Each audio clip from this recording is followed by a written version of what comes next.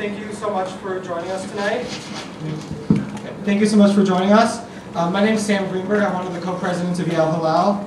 And I'm Zach Newman. I'm the president of the Yale College Democrats, and Sam Garden-Schwartz is somewhere. And on behalf of Yale Hillel, Slivka, Yale Dems, Yale Friends for Israel, thank you so much for coming. This is going to be a really exciting talk. So the way this is going to work, real quick, Congressman Frank is going to speak really quickly, and then we're going to have 30 minutes or so just conversation with you guys, and then that'll be it. So. Just a few words about our guest, who's really, a man who needs no introduction. Congressman Frank, he's been the U.S. representative for Massachusetts' 4th Congressional District since 1981. He graduated from Harvard College and Harvard Law School, and he has devoted his life to public service and has become one of the most admired members of Congress of our time. Congressman Frank is a prominent member of the Democratic Party, and he served as the chairman of the House Financial Services Committee. As the first congressman to voluntarily come out, he has been a leading voice for gay rights in our country. He established the National Stonewall Democrats, a national organization for LGBT Democrats, and he's also a proud Jew and has been a strong supporter of U.S. support for Israel. We're really excited to have him here tonight and to hear his thoughts about support for Israel, and of course afterwards to join you guys for a Q&A. So please join me in welcoming Congressman Frank.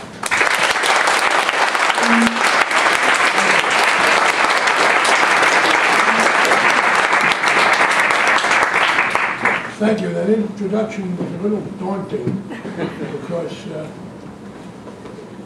you mentioned that I have been in Congress now. This is my 32nd year, and I realized here at college, for me, when I was a sophomore, that would have been the equivalent of someone speaking to me who had been in Congress since Calvin Coolidge has been president. He was a Yale grad, but didn't know he was Amherst. Is it better?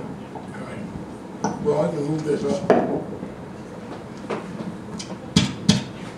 That should work. Now, what I would do is talk on the topic of Israel from a left perspective, and then throw this open, and I will be glad to take questions or respond to comments on that topic or any other. There's no need to restrain it or to disguise any question you have as a comment. If you want to make a comment and have me respond, that's perfectly okay. If you want to make a comment and not have me respond, frankly, that's less work for me. So I am a man of the left, not terms we usually use in American politics because it has all kinds of sort of post-McCarthyite implications, but in an intellectual and academic context, so that people understand it. It means that on this general question of whether you, I think the way it's divided, are you for a greater share of government and in that intermix that's necessary between the public and private sectors, people on the left have generally been for a more activist government and generally more of a civil libertarian view. So I'm a man on the left. And I have volunteered to say that first, there are aspects of Israeli government policy with which I disagree. Second, that based on the values that I have as a man of the left, that have gotten me involved in politics, Israel is, by a very large margin, the best country in its part of the world. And so I do not stand here to deny people's rights to criticize this or that aspect of Israeli policy. I am troubled when I see people who claim to share the values of the left join in a kind of Israel bashing, which is not only inaccurate as it applies to Israel, but in fact gives some of the worst people in the world a pass. I just in my bag, I forgot to keep it out here. New York Times story today, if you got it. Some poor guy was just deported from Malaysia to Saudi Arabia, where he may be killed because he wrote in a blog addressing the Prophet Muhammad. I'm not sure about you and I can't pray to you. And this man faces execution. In the 32 years in which I've been in Congress, well, it's beyond that, because I've kind of been a historian, not as well paid a historian as Newt Gingrich. There have been 3 heads of state in the history of the United States who from the podium of the U.S. House of Representatives have made pro-gay statements. Statements about the rights of those of us who are gay or lesbian to have equal treatment under the law. They are Bill Clinton, Barack Obama, and anybody want to guess the third? I don't use audience participation, but you want to guess who the third was? Benjamin Netanyahu. When Prime Minister Netanyahu spoke to the Congress this year, he said accurately that he wanted to draw a distinction between Israel and most of it, well, all of its Arab opponents, in that Israel represents the rights of women, represents the rights of gays and lesbians, and it has, he said basically, they hang gay people, we support gay rights, and freedom of religion.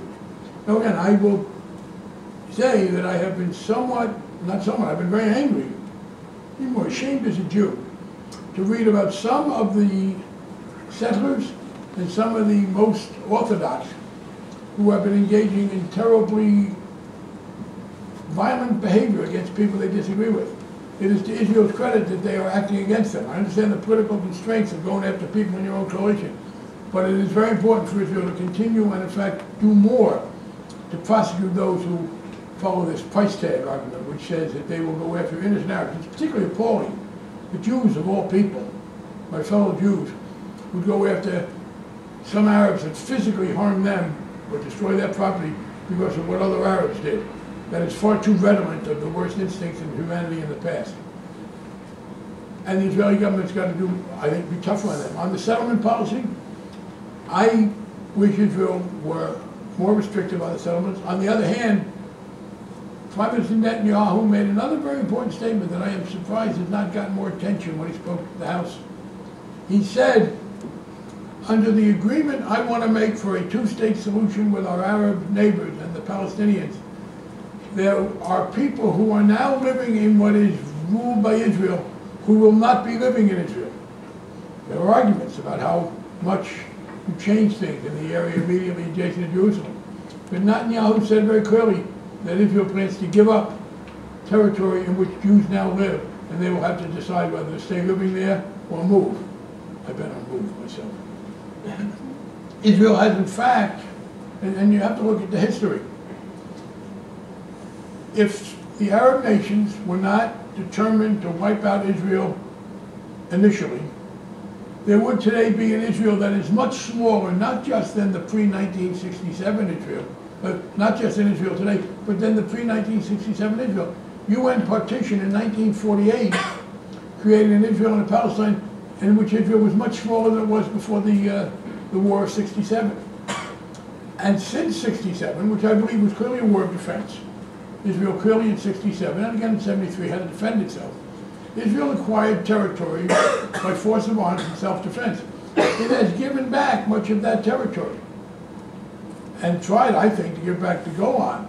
And anybody who has been critical of Israel for not giving back the Golan, think about who is running the country that would have taken it back.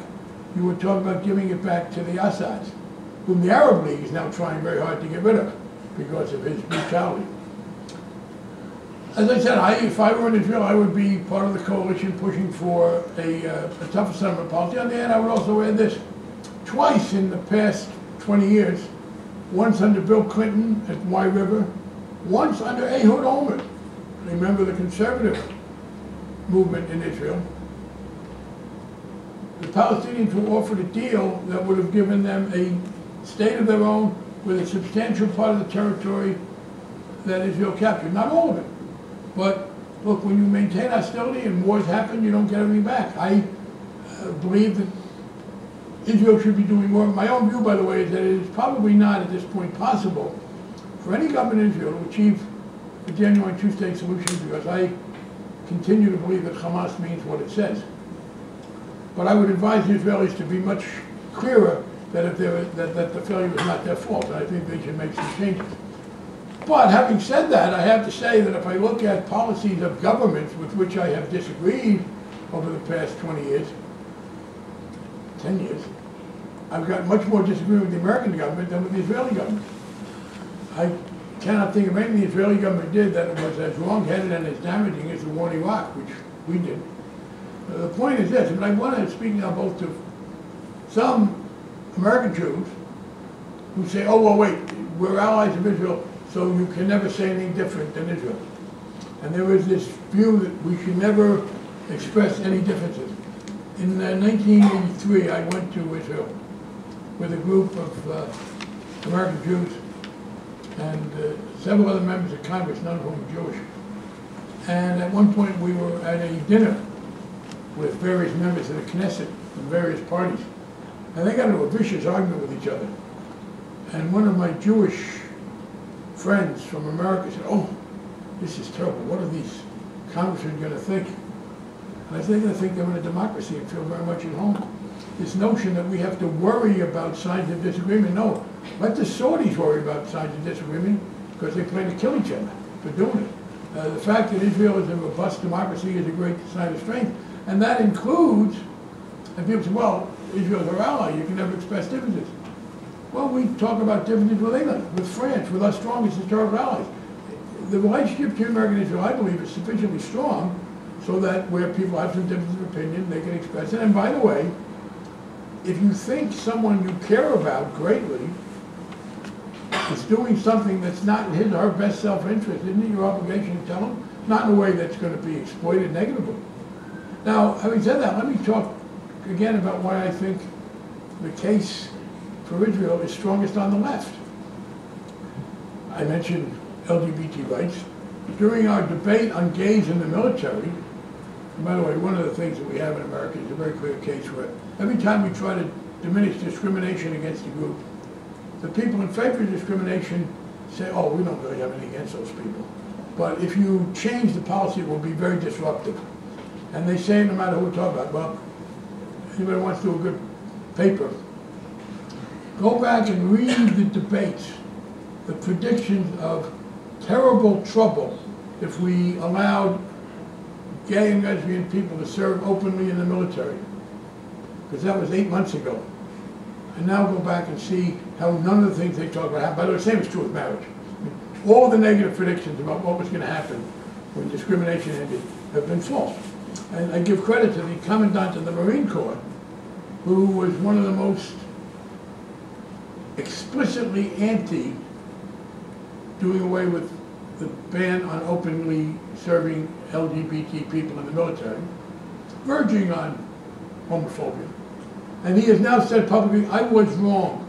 It's worked fine. There have been no problems.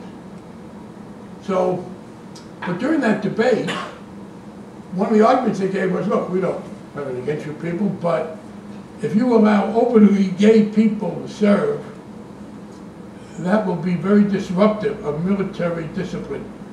Young people can't handle it. My partner, Jim, who I will be marrying later this year in Massachusetts, said, oh, in other words, you're a Marine or a soldier, you're on the front lines, and you're expected to be able to deal with it if one of your best friends next to you suddenly gets shot and dies in front of you. That's one of the things, unfortunately, you have to see in combat.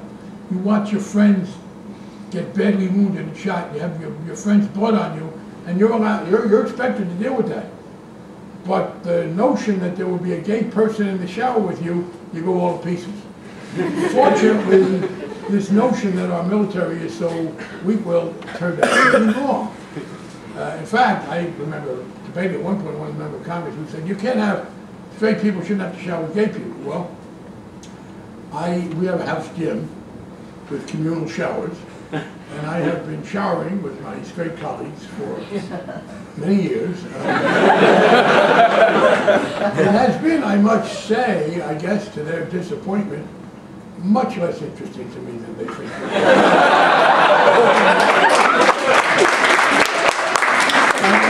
I borrowed a great line from Alfred Hitchcock, which he had used after someone complained, you all remember the movie Psycho, that shower scene. And someone complained about him, and I borrowed his line, and the guy said, well, you know, you can't have straight people showering with gay people, with homosexuals. I said, Dan, you have been showering with me for years. Still, we go to gyms, we're on sports teams, we do all these things. what do you think we do? Do you think we send ourselves out to be dry cleaned? Hitchcock said when a man told him his wife wouldn't take a shower after seeing Psycho, he said, perhaps you should have her dry cleaned. At any rate, none of those things. But when the argument came that it was going to destroy military morale and unit cohesion, I had an unanswerable argument. The Israeli Defense Forces, the IDF, are clearly, over the past years, beginning when they were just a ragtag group in '48, they have been as effective as any military in the history of the world. You look at the odds, you look at what they've done, no one has ever had any argument that the Israeli military was not an extremely effective fighting force. And openly gay and lesbian people have been serving in that military since the beginning, because they have not been able to afford the luxury of bigotry. When you have that few people, you take everybody you can get. And I cited Israel as an example time and again.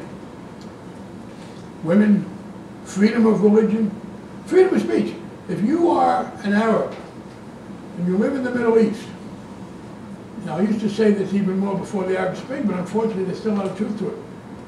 If you think your government is corrupt and vicious, and you want to say so, you're clearly safer saying in Israel than anywhere else. You better not say in Saudi Arabia or in many of the Gulf states. The fact is that Israel has exemplified democracy. It has freedom of religion beyond what any Arab state has. I must say, I find it very striking when I'm told by some, well, okay, there can be an Israel and a Palestine, but Israel can't be a Jewish state. It has to be a secular state. Now, I am not myself a religious man. But when we are told that there cannot be a Jewish state